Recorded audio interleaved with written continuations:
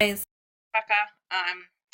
I am doing this a little bit late and without video feed because I am unwell and I'm recently out of the hospital. So, I'm gonna try and get through some of the stuff for this week so you guys have it, and then I'll keep in communication with you guys about what's going on and next steps. So, I wanted to just go through what to expect for week 6 and make sure you have the tools you need. All right, I put myself into student view, so this should be what yours looks like. I want to go to week 6. Here we are.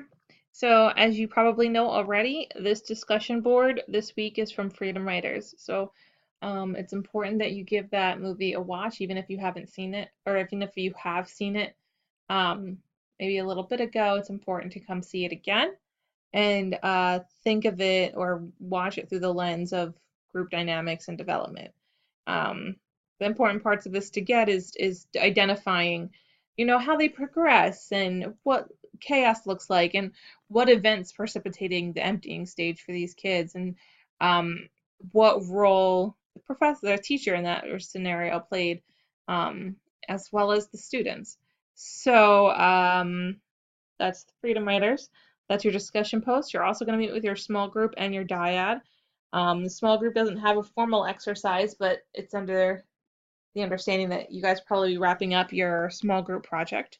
Um, Feel free to look back at the previous videos to get more ideas as far as what's to be expected for that. But your dyad conversation should be around a time where you have felt different. So I want you to meet with your dyad partner and discuss a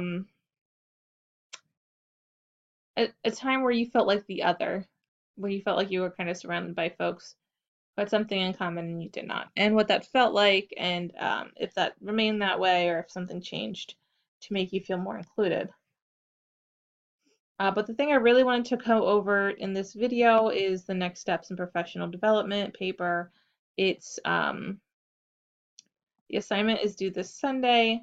There's a rubric down here once you go into it, but I personally like these instructions better because it gives you more detail as far as what's to be expected in like a more digestible format, I think. All right, so professional development paper. What it really is supposed to do is give you a kind of like a treatment plan for your own career.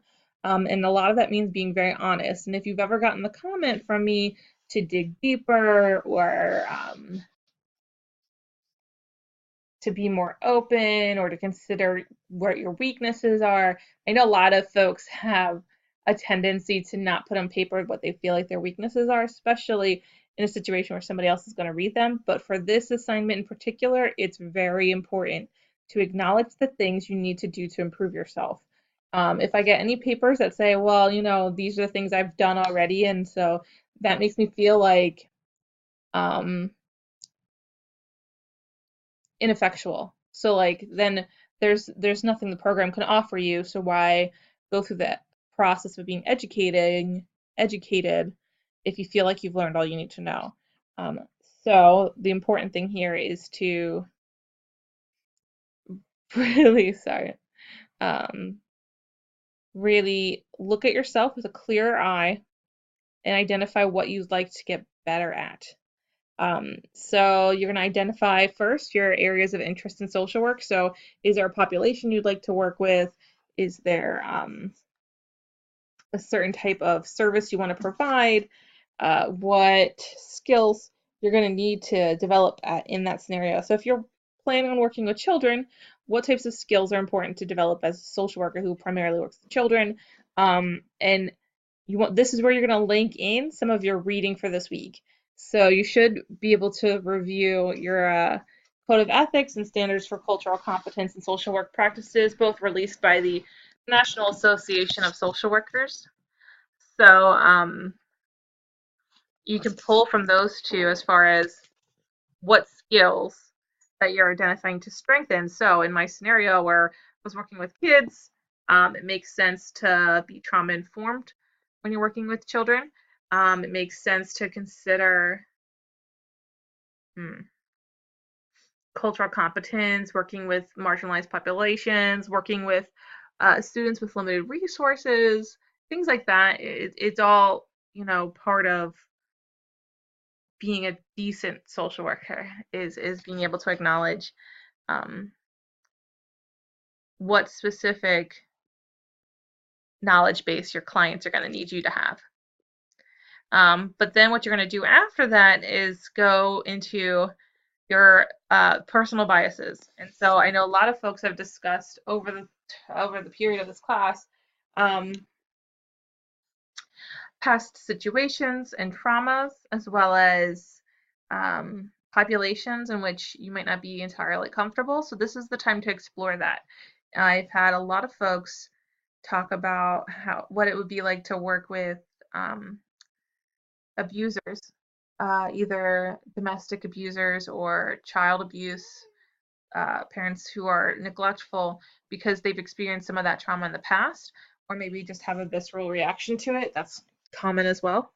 Um, so if that's the case, you want to talk about what you would do, because honestly, you will likely encounter that. You're likely going to come across a point in time where you meet with a client who's precipitating events might not be something you're wholly comfortable with. So what's your plan? What's your plan on being able to treat that person? Because I think a really good, not model, what's the word I'm looking at, like example, I guess, of this is if you look into folks who are minor attracted, which means folks who are attracted to minors and who probably haven't acted upon it, but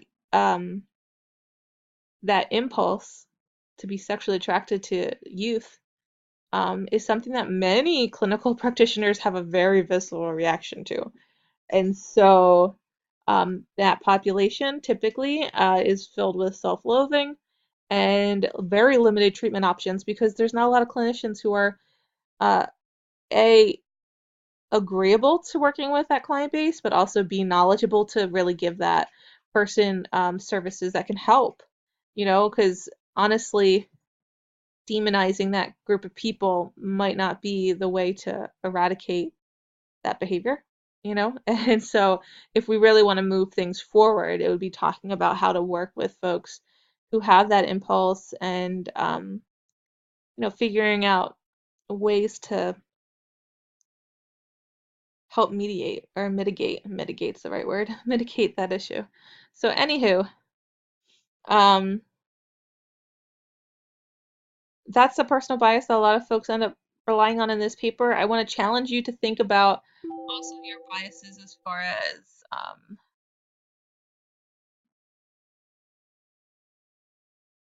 people of difference. If you have a cultural difference, you have issues with people of color, you ever find you have concerns when you're working with people who are on the LGBT spectrum because it makes you uncomfortable. I mean, these things are real, honest conflicts that people have. And I think the most damage you can do is to walk into a room and say, I don't see color or I don't see difference, because you're avoiding the problem altogether. And so what we need to do is talk about, well, I have this predisposition when I walk into a room, and sometimes that can be a hindrance, because that's the only way we can move forward and describe a plan for managing those values. So what we want to do is, if you have these issues with whatever population of people or type of clients or whomever, what's your plan on what if and when this comes up in your practice? So let's say you're working with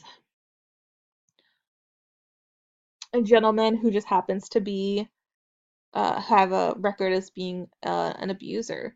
So what's your plan on how to overcome that? And so this is where you can pull from your self-care reading this week and thinking about what you can do to um, just make sure you have the resources to overcome those barriers. Supervision, another thing, maybe. Like what types of things do you think are going to be helpful in that regard? And then finally, you're going to address your areas for future growth. So you're going to go through all of these domains, your educational, what types of topics do you want to look at? You're not educated in the areas of trauma-based care. Is that something? You're not educated in the area of LGBT populations. Is that something you want to get into? If um, then you also want to go into personal. So if you have an issue with self-care, definitely a good thing to think about. Sorry. Um, sorry, my medication is kicking in. Um, so personal. So if you have an issue with time management, if you have an issue with um, stress and stress management, if you have an issue with, you know, balancing work-life balance, I think that's probably my biggest thing. Um, that's something to consider in the personal realm. For professional, depending on where you want to go with your career, it's going to be really important to consider that individually. So, like, if you're planning on getting to academia, your professional goals are going to be different than somebody who wants to be an administrative um, social worker, you know? So, think about where you want to end up and what types of skills do you need to get there. So, let's say you are going the academia route, right? You might look at being exposed to possibilities of doing research or being exposed to possibilities of doing lectures and public speaking. Those are all good professional skill goals to have. But if you're planning on going to the administrative social worker route, maybe you need, to be exposed to budgeting. And when I was a program manager, that was, I think, the biggest learning curve because you don't typically have classes that are right around, how to get in the black. And so I ended up having to kind of educate myself. And so, what kinds of professional goals do you have for yourself that might not be right in the social work realm, but in a place to become a better social worker? Sorry, my dog's upset that I've closed the door. Um, if you hear her crying, that's what that is. So you're going to do 2 paragraphs per domain. For each domain, like the educational, personal, professional, I would just start with educational and then say, this is where I find my weaknesses are. This is my plans to address it. Those are your 2 separate paragraphs. But you don't have to do that. It's just if you like structure, that's how I would do it. Your references page, it should probably include the 2 NASW references as well as the self-care one if you're using that for how you're going to minimize the influence of personal bias. Um, that's going to be a separate page using the APA format. It's actually going to be on the page we were just on, which I'll show you at the end. This is the rubric I use. It's given to me by the program, so feel free to use that to kind of decide if you feel your assignment is hitting the marks. All right, so I'm going to go back my history. Oh, maybe not. No dice. Did I not go into? Oh, there we go. All right, so here's the APA format video if you want to look at that. But I know for the references page, you can also use Purdue OWL, which is typically if you've asked me questions about it, it's probably the one I've sent you. And so I'm going to try and type this in. There we go. All right, so here's Purdue OWL. Go to your APA guide, and then typically where I've cited folks, not cited, where I've commented it on folks is if you go into the formatting is the references. All right, so for everything, if you go into the basic rules, it'll tell you the basics. Oh, it doesn't have it anymore. But what I typically used to do is look at the samples, which I know is probably like not what you're supposed to say to folks, but I think specifically with the reference page, it's pretty apparent when things don't match kind of what's expected because APA reference pages look a very specific way. All right, so here's the reference page. This is what's called, oh sugar, what is this called? Overhang indenting, something like that. But you want to make sure it's called references, not works cited or anything else. And you want to make sure that you have the first page flush to the left with the second line indented, or all 4 of the lines being indented. All of these other things about like the year, it's all important, italicized. Those are all important as well, but I think what you want to do is be able to at least see when you're looking at it that it has this kind of layout. So anywho, I'm terribly sorry that this video is probably very lackluster in comparison because I'm not well. So, feel free to ask me questions if you need to. Send me an email. I'll be there. And then next week's your final week.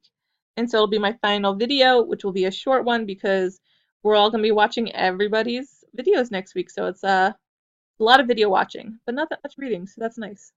And then you'll be done your first class in this program, which is amazing. Well done. Right. If you have any questions, please let me know. Otherwise, that's Ellie saying bye to you if you can hear her crying. Otherwise, that's it. Let me know if there's anything I can do.